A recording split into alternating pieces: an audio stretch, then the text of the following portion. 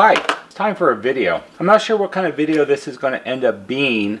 I know where I want it to go, but I don't know what to call it to start with. So we'll just jump right into it and see if I can make sense of it along the way. So what are we looking at here? Well, we're looking at a variety of NuTone tuner assemblies. Starting from newest to oldest, this is a tuner assembly out of like an NM200, which would be in the 2008 through 2016, 17 date range.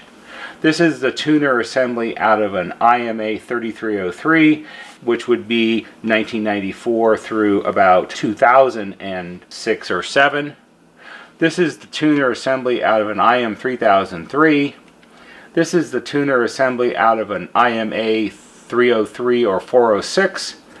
And this is actually the main board out of a NuTone 2057, 2058, which is a combination board. It's amplifier, but a lot of what you see here is tuner also. And that's just the way they were made in those days. This is from 1960 through about 1964 or so. They're all tuners. And one of the things that tuners have in common are when tuners are designed, and designing tuners is a fairly straightforward thing, either back in the 1960s or back in the early and mid 2000s. After tuners are designed and tuners are constructed, tuners have to be aligned. And the alignment of a tuner is to adjust the signal that's coming in from the antenna stage by stage to boost it up and tune it up, so as it moves from the first stage to the second stage to the third stage, it grows ever increasingly accurate and more powerful. And the tuning is done through what are commonly referred to as IF coils. IF is intermediate frequency, and the IF coils are these little tiny square boxes that you see here with the little opening, circular opening in the middle, and there's a little adjustment slug inside of it. The adjustment slug is usually made out of ferrite or some other similar material, and when the tuner was manufactured, it would be hooked up and the signal would be fed into it, and test equipment would be connected to it, and then somebody would sit there with a little tiny adjustment tool and go and line up step by step and go through the board and adjust it all so it would work the way it was intended to work. Even if you go from, say, 2008 and we jump all the way back to, say, 1962, we still have IF coils. They're just a lot bigger in the old days. And you can see you have the little coils here, you have coils here, you have coils here, you have coils here, here, here, here, and here. And then we have the big ginormous coils here. Now there is somewhat of a dividing line here. This is decisively old school, and these are all much more modern. And the problem that we're encountering happens on sets that were manufactured, say, from 1957, which are the original NuTone intercoms, the model 2011 and 2012, through the sets that they made roughly to the end of 1972. In 1973, when the IM 303 and IM 406 came out, they came out with a new tuner design, which is somewhat like this. This is from an IMA, so it's a little bit different, but fundamentally it's the same. If you put them side by side, you would notice there are some components that are different, but the basic layout and design of the tuners are the same, so that's not really an issue. These are modern tuners. They're not as modern as this, but they still are relatively modern in how they work. These are not. These harken back to the earliest days of radio, which is back in the 1930s when we only had AM radio, or what they called back in those days standard radio, because there was no FM. It was only AM and shortwave, so you had standard radio. If you just said, I'm listening to radio, it would only be AM because most people didn't listen to shortwave, and so it was often referred to, even on the radios themselves, as being standard radio. So let's put these modern ones off to the side because that's not really what we're going to talk about. What we're talking about is this. Right now in the shop, we're rebuilding a customer's 2057, 2058. Not this board. This is a board that came out of what I would call a donor set. I'm not sure why these are loose. These are little fins. We'll put those out of the way. This is a donor board. This board came out of another unit that we have. I don't remember where it came from, and it's had a very hard and rough life. The area around this tube socket severely overheated at some point, and the board is actually fractured. You can sort of see the crack in it right there. And some person sometime in the past did a valiant job of trying to piece it back together. They replaced a tube socket that was probably totally fried and falling apart in an attempt to revive it. Whether that was successful or not, I don't really know, but because this is how it came to us.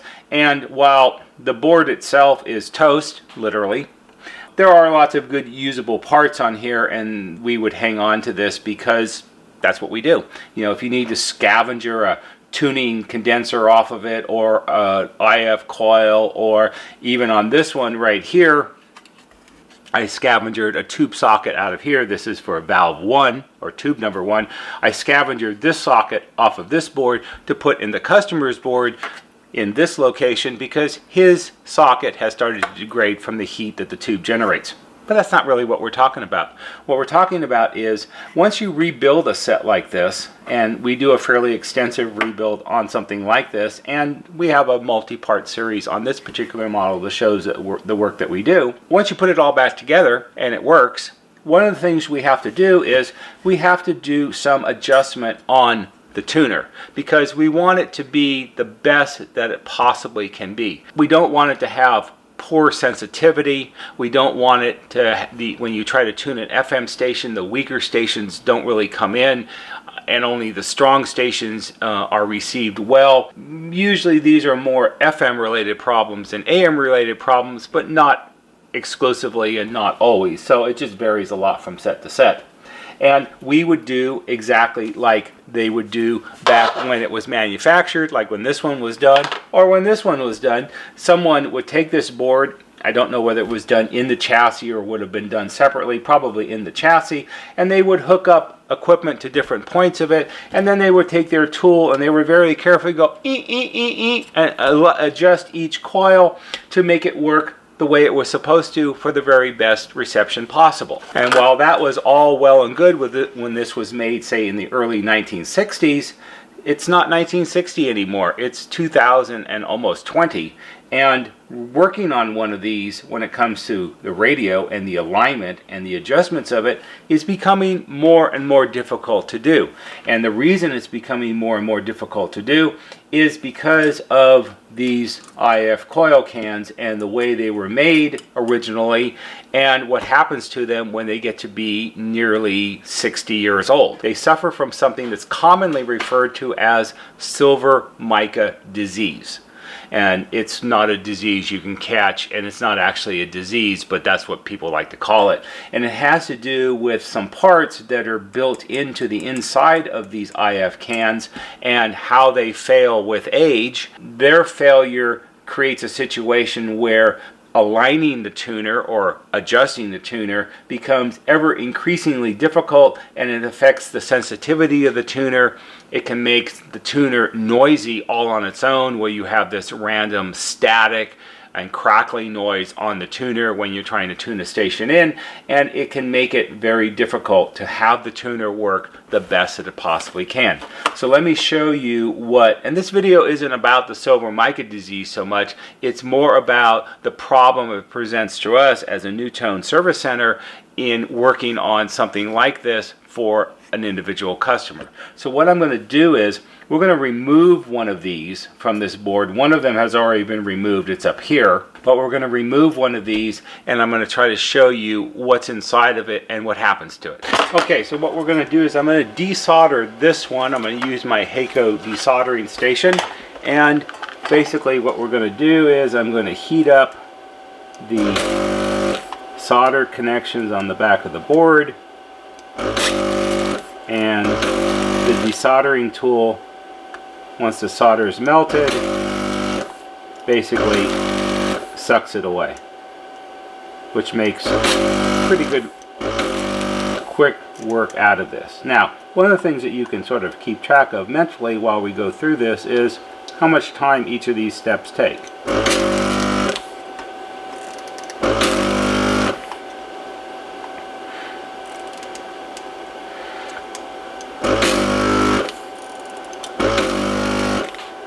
those are the 6 connections. There are 4 that are electrical connections, and then there are 2 that are just the outer case to help hold it on the board.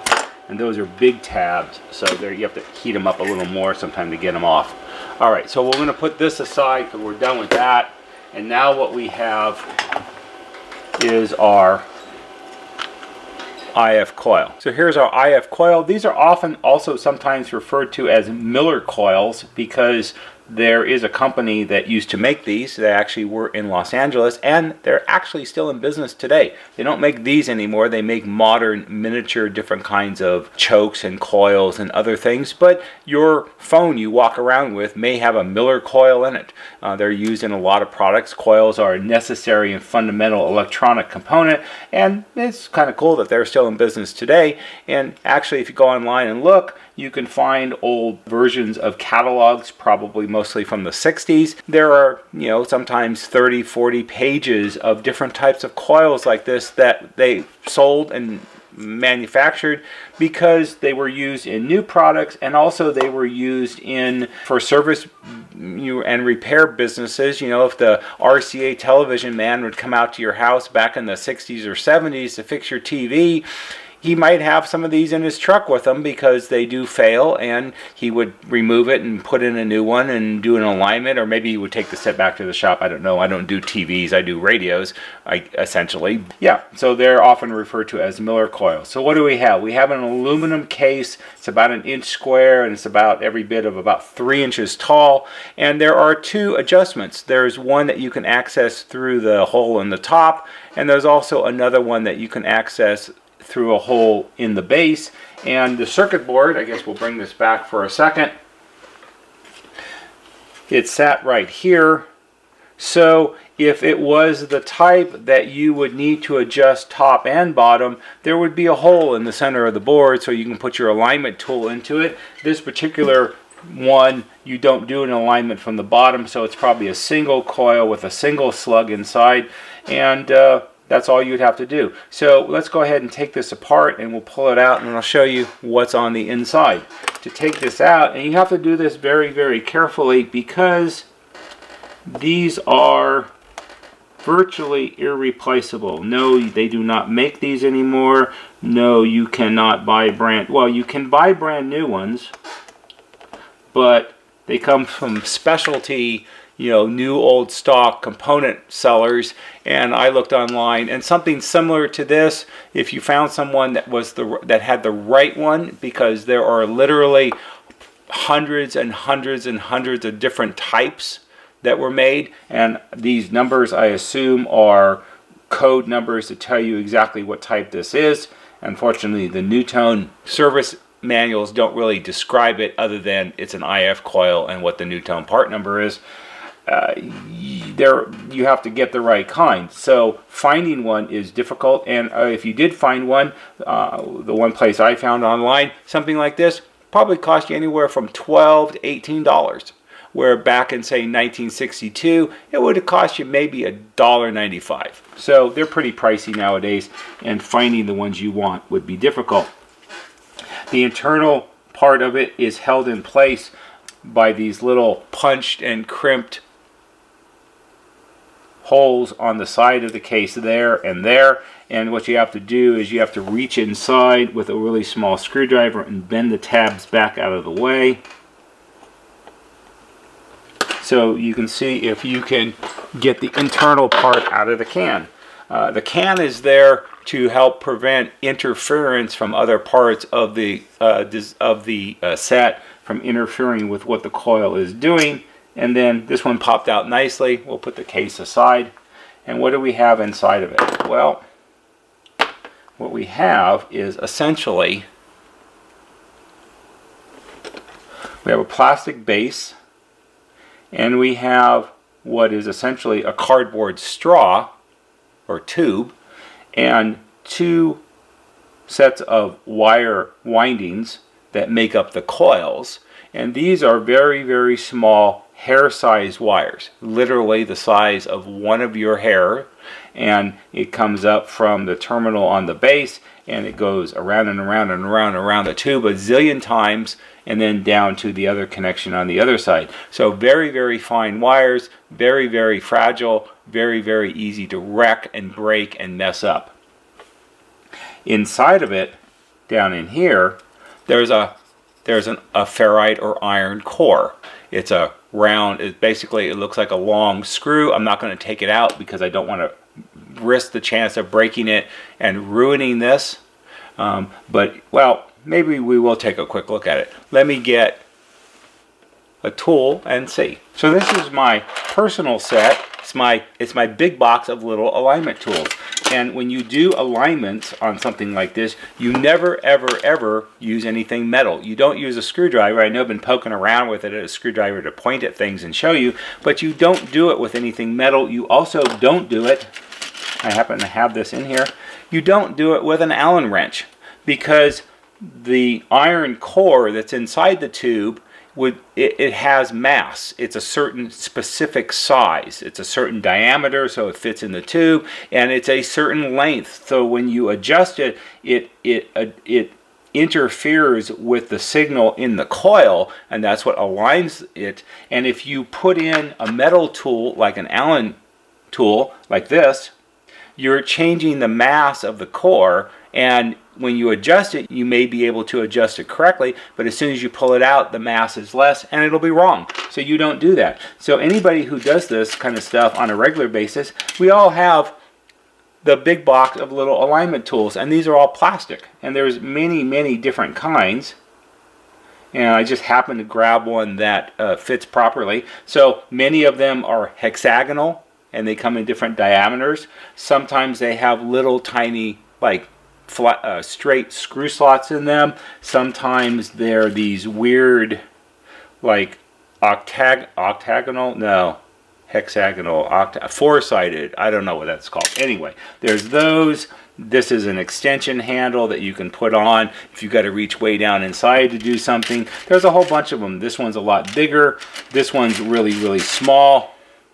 So you have to have a wide assortment, and these are still made. If you look, you can buy sets of them. These are ones that I've collected over the years. I have lots of duplicates, but that's okay. So let's go ahead and put this in here. It goes this way, and we're going to very carefully unscrew this. Now, by unscrewing it, whatever this was set to before we started is now totally lost. Okay, and if we unthread it carefully. Oh, the other reason you don't put a metal, like, hex tool in it, like an Allen wrench, is if you stress it, the core is very, very brittle. If it's iron or ferrite, it's very, very brittle. Think of it like a piece of pencil lead, which you can just hold the end of the pencil in your finger and go like this and break the lead off. It's like that. So a metal tool, if you rack it around, you can crack this and break it. And if you crack it, it's no good anymore. It absolutely will not adjust. It absolutely will. This will never work correctly. So you have to be really careful with these. So we're going to unscrew this, and there's our ferrite core. It's about a ½ an inch long, and it's threaded on the outside, and it threads into the cardboard tube like this. Of course, you have to get it started. And no, don't cross thread it. The other thing that happens with these, and I'm never exactly sure why, but sometimes, this will be threaded down into the more or less center part of this, so we'll put this back in place. And sometimes when you go to adjust these, the core will be stuck or frozen inside the tube, and it becomes impossible to turn. And if you force it, you can crack it, and that's bad. So there's a variety of different methods that people think are best. One of the things that I do sometimes is you can take a standard hairdryer and you blow hot air into the end of it, and I think it gets stuck because the cardboard tube has sort of a varnishy kind of finish on it to make it so it doesn't fall apart. and I think the varnish gets stuck to the ferrite and it won't turn. And if you heat it up a little bit, the varnish, or it could be like a shellac even, it softens it up some, and then you very carefully turn it a little bit while you're heating it, and you can usually get it to break loose, not break the cord, just break the seal that it has and take it out. So that's what's inside of it.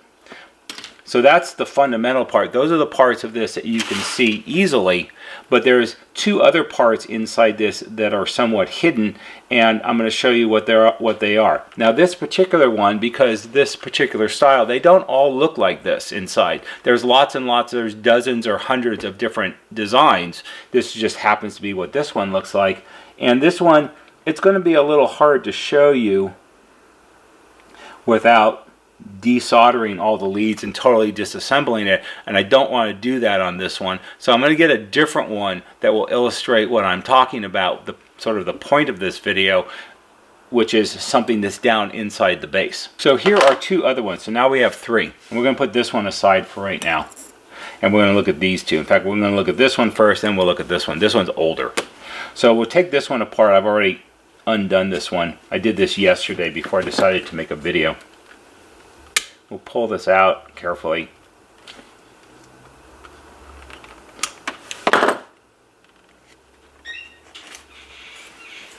And here we have a completely different design. You can see it's got these two plastic pieces on either side with the coil in the center, and it's actually held together with this little springy metal wire here on the side, and that holds the sides together.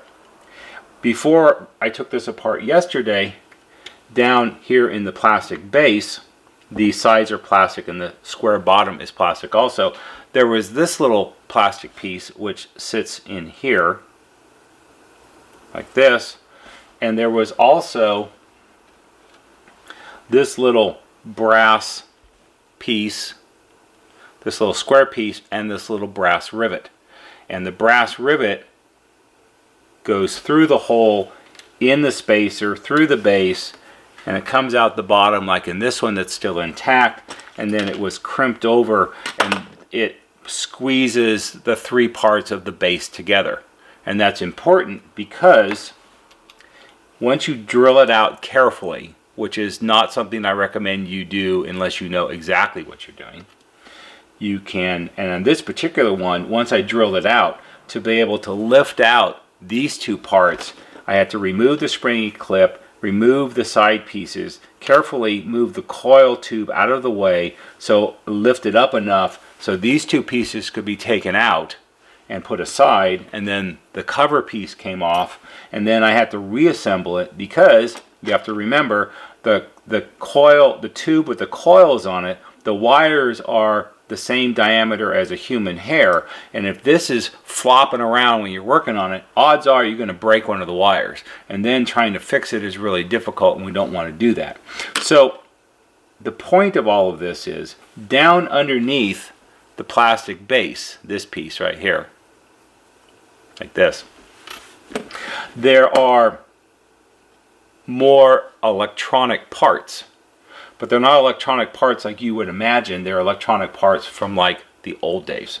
And what is inside of these, there can be a lot of different things inside the base of the coil.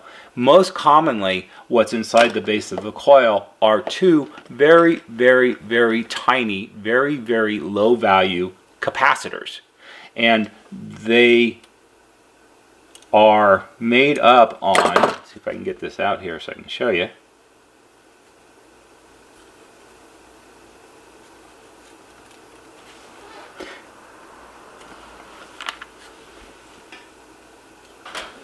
I know, we'll do it this way.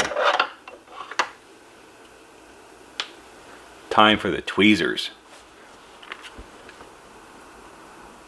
There we go.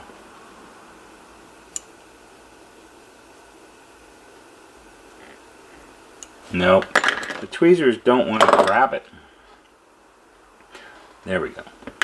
Now I can get it out. So if you slide out of the base, you can slide out this. What's that? Well, this is a little rectangular piece of mica, and mica is is a mineral, I'm pretty sure. And printed on the mica surface, you can see there's this little sort of dark gray band here, and there's another one down here at the bottom. And it's little printed or applied deposits of silver.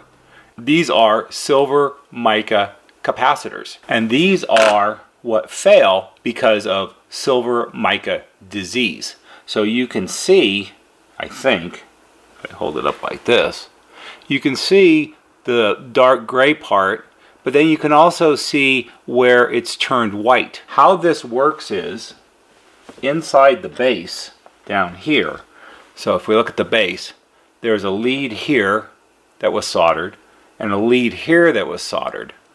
And those leads come up through the plastic base, and they each make a right angle turn. So one of the leads extends this way, and another one extends from this side. And the mica with the silver is slipped in between the two contact surfaces, like that. It's on the wrong side, but it's the same idea. Like that, if you can see that, it's slipped through.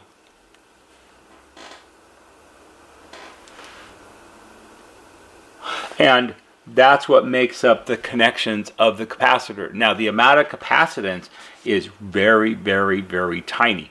It could be, I didn't look this up, but it could be as little as, say, 5 picofarads. Just almost nothing at all. However, it's very critical in the way that the IF coil operates, and it's necessary that it be there. And what happens with the silver mica disease is the silver that's deposited onto the mica begins to fail over time, and it doesn't act as a capacitor anymore, and you can either lose the connection across the two terminals altogether, or it will become extremely noisy as the silver is redeposited and moves across the mica surface. It's not the best explanation, but the upshot of the whole thing is either it doesn't work at all, it doesn't work as well as it needs to, or it's excessively noisy. And those are all bad things. So what do you do about this? And this is really the point of the video. If you're going to rebuild a customer's 2057, 2058, and you're going to have it work the best that it possibly can, what are you going to do about this? Because this is more and more of a problem. This is more of a problem nowadays than it was, say, 10 years ago, and probably more of a problem than it was, say, 20 years ago. This is entirely an age-related problem. As the components, including these, as they age, the problem gets worse and worse over time, and something needs to be done about it. And that's really the point of the video, is what are we going to do? The way this is commonly dealt with is you would open up, you would remove a can, just like you saw me desolder one. You would carefully open up the can, like you saw me do. You would carefully drill out the brass rivet so you could remove the spacer, and you would remove the failed silver mica capacitor. You don't necessarily have to put the spacer or the rivet back in. It's not really necessary because you're not using the tabs inside on the mica to make a capacitor anymore. And in fact, what you have to do is, since the tabs inside overlap and you don't want them touching each other because that would be like a dead short, you actually have to clip them off so there's space in between the ends of each one, so there's no chance of it interfering. And then also, because when you cut them and they're connected to these leads, you have to use some glue and you have to glue them in place. You could also, if you want to, put the spacer back in and put some like super glue and glue that down to help hold it all together, which is probably not a bad idea. So you have to do all of that. Once you've done that, then you have to put this back in its can, and then you have to remount this on the circuit board, but you still have to add a capacitor back in. And the way you would most commonly do that is you can purchase little tiny low value capacitors like that, modern ones, it's not a problem, and you can actually solder them across the leads here and here that solder into the circuit when you put this back on the circuit board, and then you've replaced the failed capacitor with a modern one. Problem solved. That's great. On a board like this, it's not terribly difficult to do. This one I think was here, and so this would pop back down into this like this. And there's enough room. There's on the little leads that go through the board, there's wider parts so it actually sits up off the surface of the board a little bit, and there's enough room in there that you could put the capacitors, you could tuck them underneath or something like that. It wouldn't be that terribly hard to do. But what you have to look at is on this particular board, there would be a total of 1, 2, 3, 4, 5 of them to do. And kind of the rule would be if you think you have to do one, then by default you have to do all 5, because you don't want to do just one, which is 20% of the problem. Odds are if this one has a problem, then these other ones would have the problem also. So now you're looking at doing all of them, and even in an ideal situation, if you had all the parts on hand, which is easy enough to plan for, and you already had the set apart to do all of this, I'm pretty sure that with some practice, you're easily going to spend another at least a half an hour doing all of this. And if you have any kind of difficulties at all, say you open up one that looks like this, which is not nearly as easy to take apart as one like this, you don't know what you're going to get into, and it can become a can of worms. This one looks much trickier to remove, and so you might be able to wiggle the tube out of the little yellowy tube holder on the bottom to drill the rivet, to get the base out, to get the clip out, to get the capacitor out. But odds are what you'd have to do is probably desolder at least 2 of the wires, so you could lift the tube up, tilt it off to the side, do all the other work, then put it back together, and then resolder. So best case scenario, maybe a half an hour, probably more on an average like 45 minutes. And if you have any kind of difficulties at all along the way, you could be looking at an hour. And then the other thing that you have to factor into this is what I call risk to reward. Let's say you're doing this one and something happens and it gets ruined. Then what do you do? Because you're not going to come up with another one of these easily. The only place you're going to come up with another one is if you have a donor chassis that you can rob it out of. And that's sometimes easy, sometimes not. It's a dicey thing to do sometimes, and this is probably the best case scenario. Let me get you another chassis that's not. So here we have a chassis from a NuTone 2015-2016. This one is date coded August 1958. So it's older than the 2057-2058. The 2015-2016 is the second model NuTone ever made. It's a completely different type of design, as you can see. And this is actually the chassis. This is as far as you can strip it down to work on it, so you're dealing with all this bulk and weight when you do this. And the thing that makes this particularly challenging is the fact that this doesn't have a circuit board. This is all what we call point-to-point wiring. Prop this up here so you can see it. So what do you have? Well, this probably looks like a ginormous mess to you, and in many respects it kind of is. You have this fairly narrow under chassis area here. It's probably about 14 inches long, and it's maybe 4.5 inches high, and it's all of maybe 2 inches deep, if that, maybe more like 1.75 inches. And everything in here, all of the components, all of the wiring and everything, they're all each individually placed into the chassis, and then one side is soldered to one point, and then the other lead goes to wherever it goes, and it's soldered in point, so it's point-to-point wiring.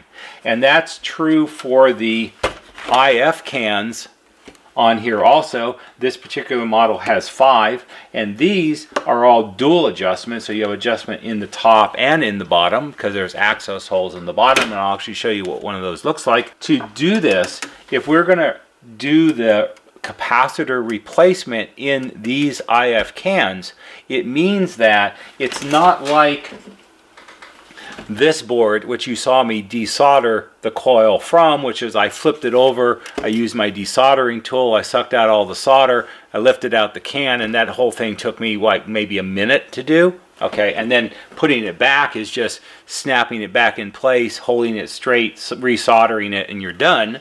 That's pretty easy, that's ideal. But here, what we have is a situation, let's say that I want to remove this can right here. Okay, that's I think that's can number 2, or no, it's 12, I believe. The top adjustment is 12, I think the bottom is 13 in the manual. So the bottom of that can is this area right here, which is kind of hard to see, but it has the same 4 leads on it that the other can had that you saw me take out. So fundamentally the same, but that has individually, it has 1, 2, 3, 4, 5. It has 5 different components soldered to all 4 of the legs. So to do that, it means you have to desolder the ends of those 5 components, move them out of the way so you can remove the retaining clip to lift it out through the top of the chassis. Then you have to open it up. Then you have to fix the capacitor problem, and then you have to put it back together, put it back in the chassis. You have to reattach those components to the leads, and while you're doing that, because it sits flat on the chassis, you have to solder the new capacitors across the appropriate leads as well, so you're adding more little tiny parts underneath. They're very small, so space is not an issue, but it's still one more thing you have to do. This is probably the best case scenario one to do, because when you get to this one over here, that one has 1, 2, 3, 4, 5, 6, 7 components soldered to it, and 3 of the locations, the tabs from the coil, are bent over and soldered to tabs on the bottom of tube sockets, which is just that much more difficult to take apart and so forth.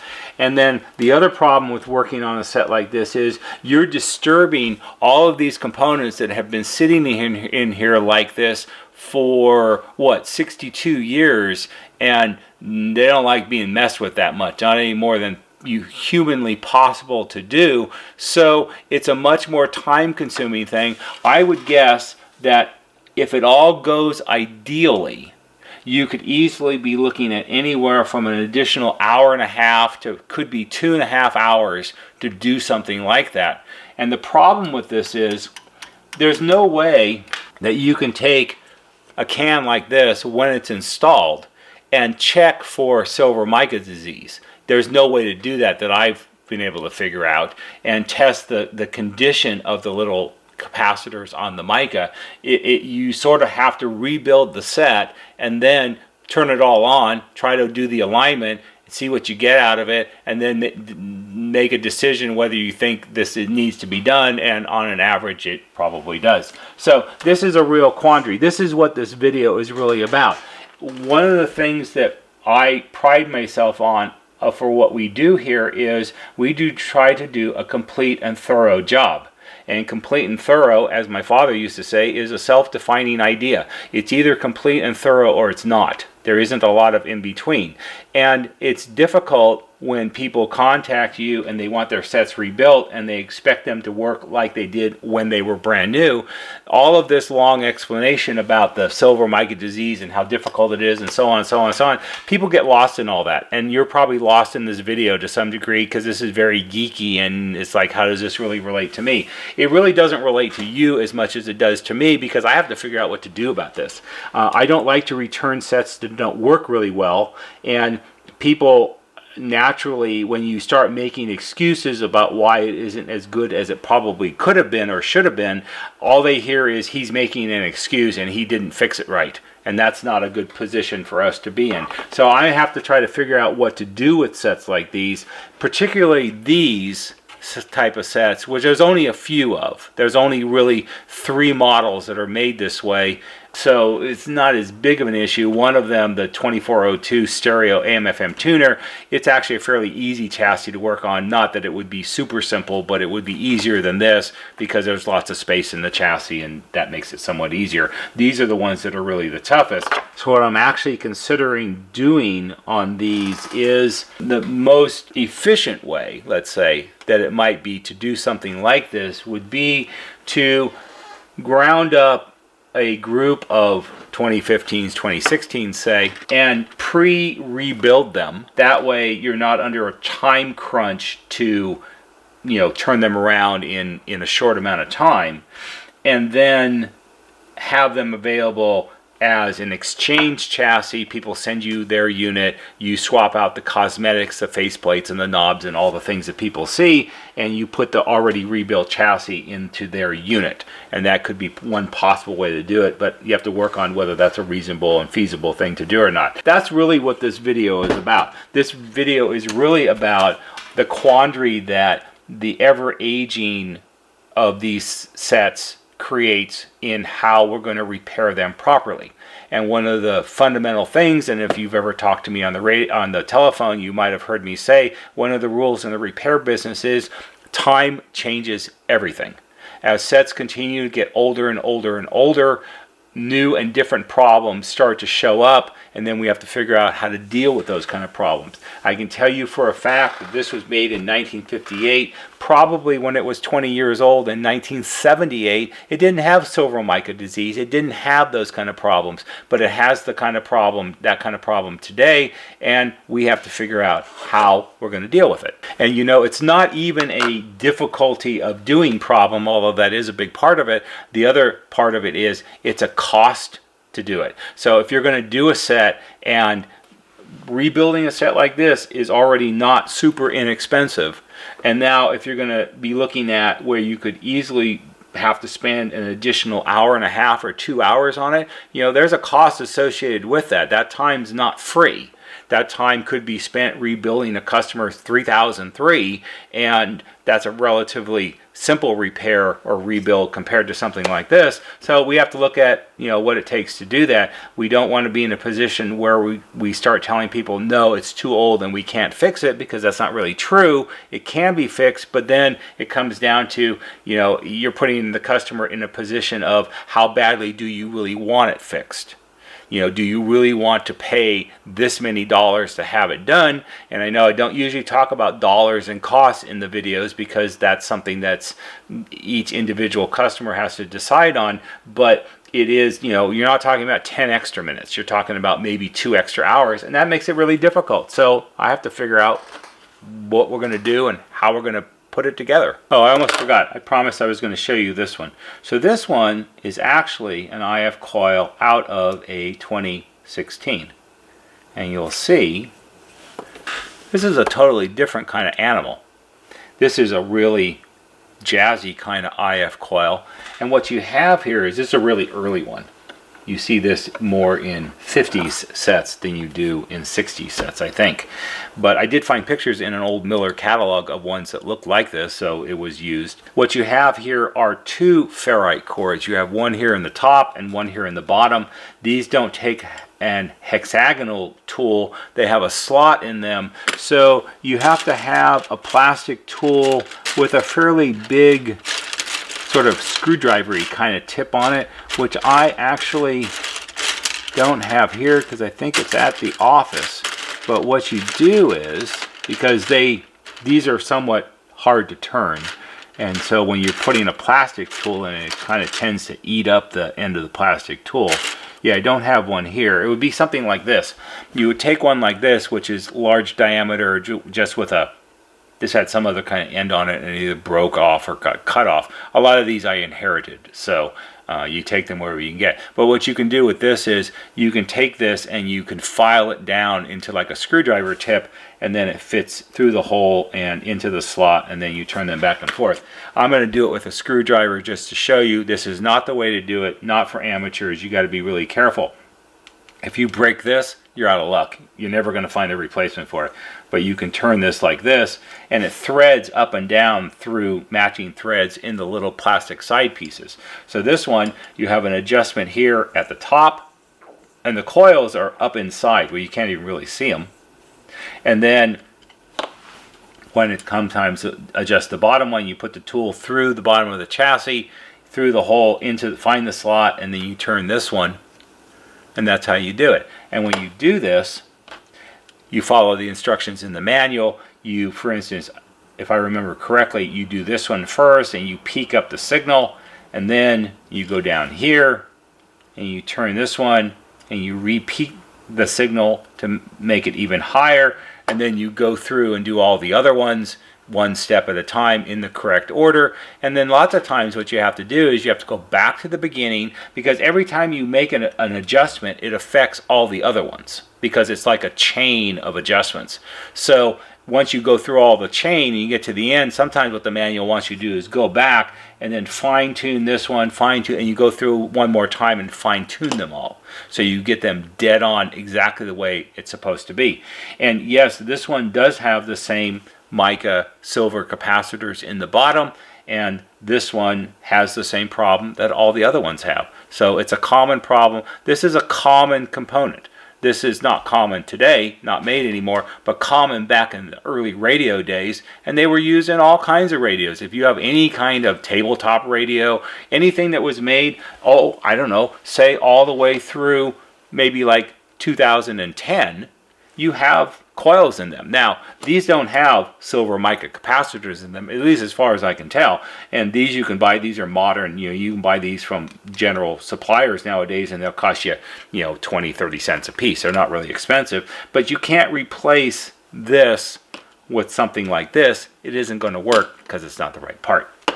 I hope you found some of this interesting, and perhaps it was not too geeky for everybody, I don't know. But if it enlightened you a little bit about the dilemmas of a repair shop, it's not really so much about the silver mica disease, it's really about the dilemma of how we're going to deal with it and go forward with it, because we want to be able to fix the old sets for people, but it's becoming more and more difficult to do that. Anyway, if you found it interesting and helpful, give it a thumbs up, because that helps us. There'll be a banner right here that shows you how to subscribe. Go to our YouTube homepage, click on the bell, and when you click on the bell, click on it to receive all notifications. And every time we post a new video, you'll get a notification and you can watch it. That's all for today. Sorry about all the rambling, but I'll see you on the next video.